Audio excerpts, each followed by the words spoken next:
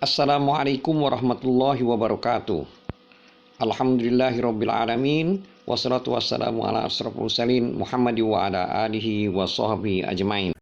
Dulur-dulur muslimin yang terhormat, yang dirahmati Allah.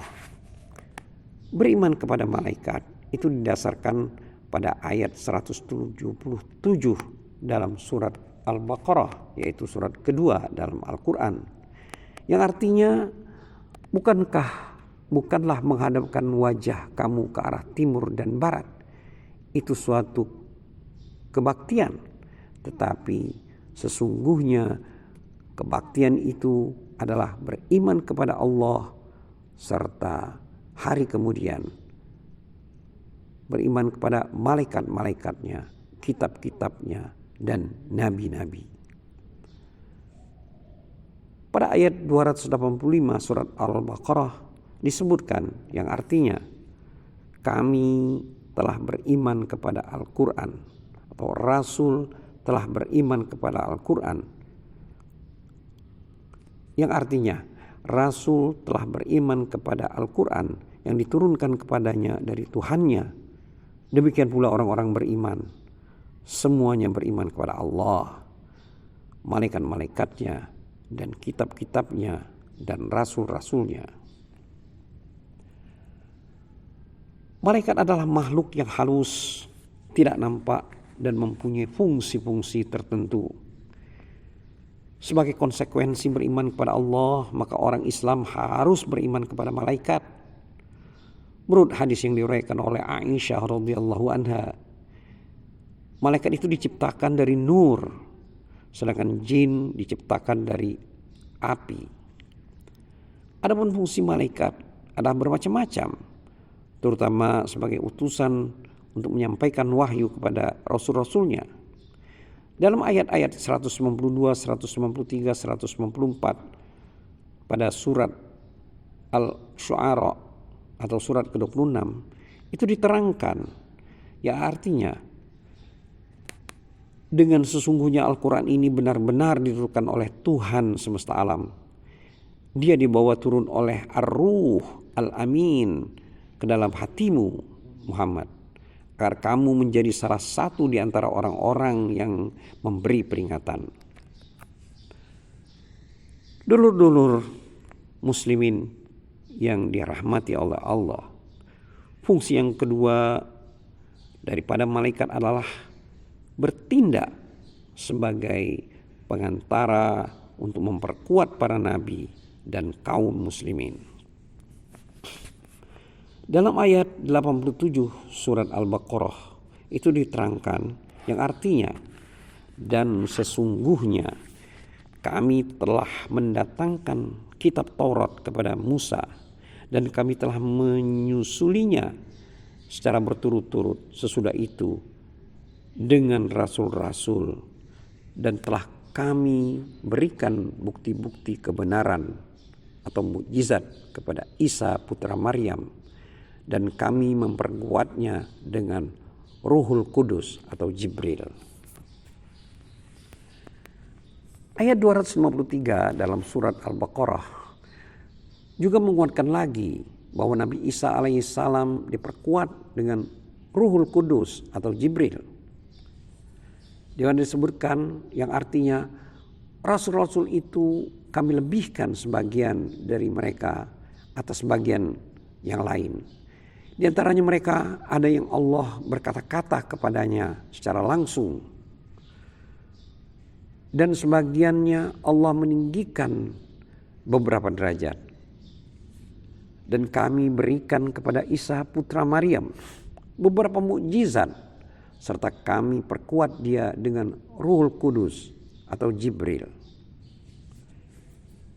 Dulur-dulur yang beriman, pada waktu perang Badar, Rasulullah SAW dibantu dengan 1000 malaikat.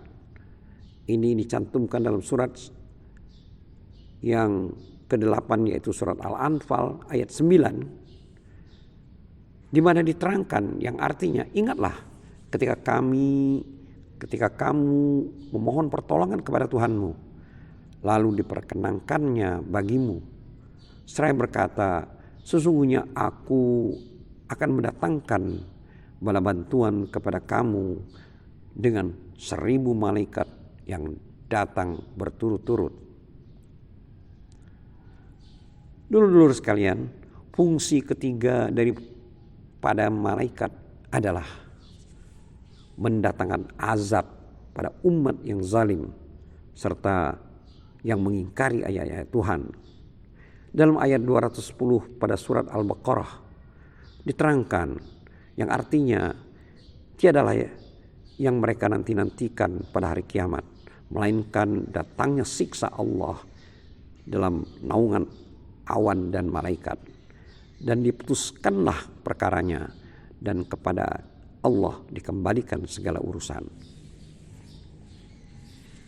Dalam ayat 27 surat yang ke-47 yaitu surat Muhammad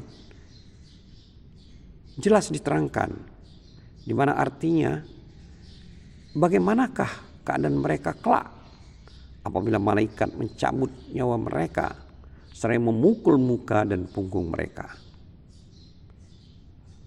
Itu disebutkan dalam surat Muhammad. Kemudian fungsi keempat daripada malaikat adalah menolong dengan memintakan ampun bagi mereka yang ada di bumi. Dalam ayat 5 surat Asy-Syu'ara yaitu surat yang ke-42 itu dijelaskan yang artinya hampir saja langit itu pecah sebelah atasnya karena kebesaran Allah, dan para malaikat bertasbih memuji Tuhannya yang memohonkan ampun bagi orang-orang yang ada di bumi. Ingatlah, sesungguhnya Allah dialah yang maha pengasih, dialah yang maha pengampun lagi maha penyayang. Ayat 7 surat yang ke-40 yaitu surat Al-Mu'min itu menerangkan yang artinya malaikat-malaikat yang memikul arsy dan malaikat-malaikat yang berada di sekelilingnya bertasbih memuji Tuhannya, dan mereka beriman kepadanya serta memohonkan ampun bagi orang-orang yang beriman seraya mengucapkan, ya Tuhan, ya Tuhan kami, rahmat dan ilmu Engkau meliputi segala sesuatu, maka beri ampunlah kepada orang-orang yang bertaubat dan mengikuti jalan-jalan Engkau, dan peliharalah mereka dari siksaan neraka yang menyala-nyala. Kemudian fungsi yang kelima daripada malaikat adalah malaikat membantu meningkatkan kehidupan rohaniah manusia di dunia dan di akhirat dengan selalu memberi ilham pada manusia untuk berbuat baik. Sebaliknya syaitan berusaha agar manusia berbuat jahat. Pada hari kiamat akan datang tiap-tiap jiwa diiringi oleh seorang pengiring dan seorang saksi, yaitu syaitan dan malaikat. Ayat 21 dalam surat 50 yaitu surat Qaf menerangkan di mana ayat tersebut mempunyai arti, dan datanglah tiap-tiap diri bersama dengannya seorang malaikat pengiring dan seorang malaikat penyaksi.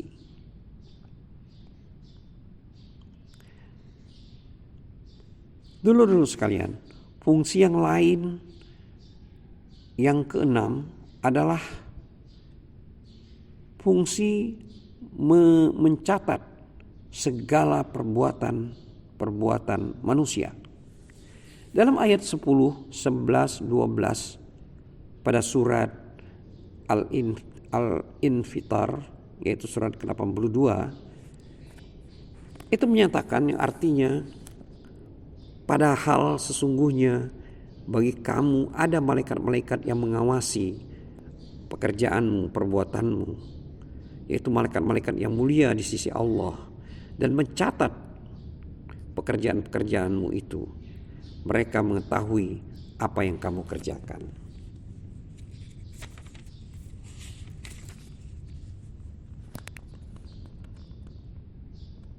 Dulu sekalian, dalam pada itu terdapat juga beberapa malaikat yang mempunyai fungsi tertentu seperti malaikat pencabut nyawa, penjaga neraka, peniup sangkakala, dan sebagainya.